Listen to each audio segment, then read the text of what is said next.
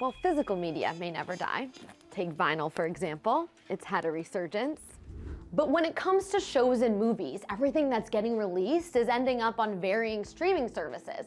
So while this gives us convenience, no doubt, we are giving up a little bit of freedom when it comes to watching whatever we want, when we want.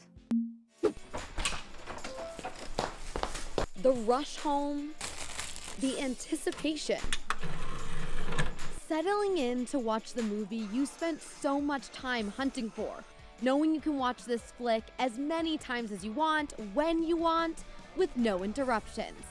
It's an experience turned nostalgia thanks to the digital age, an art almost lost. This is the beginning of the end of an era. Welcome to the movie bunker, that's what we call it. So my favorite movie of all time is Halloween. We got movies up here like Barbie, Batman the Animated Series, Dawn of the Dead, the complete Puppet Master collection, The Shining, Walking Dead, Harry Potter. Chris Means grew up with an infatuation for films. Those movies that are behind me there are mine forever. The games that I have are mine forever. So no matter what happens, whether I have internet connection or what, those are mine and I can watch and enjoy. He's found more than 20,000 followers on TikTok. Supernatural, that's a great one. Sam and Dean have never looked so good. Supernatural here on Blu-ray. Who share his same passion. I enjoy having access to deleted scenes and interviews on physical media. I made content that I wish that somebody else was doing. You walking into a video store, hey man, do you have Critters? And I'm like, yeah, there you go. But despite an interested audience, roles have been recast. Netflix mailed its last DVD in September. Their DVD business has dwindled from $1 billion in revenue in 2012 to $146 million in 2022. Ingram Entertainment, once the largest distributor of DVDs, announced their exit from the disc business.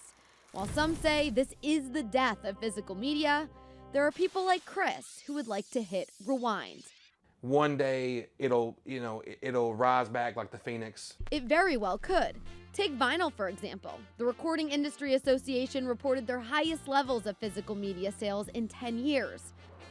In Knoxville, Grindhouse video sales are doubling every year. I sold 45,000 units in 2 weeks.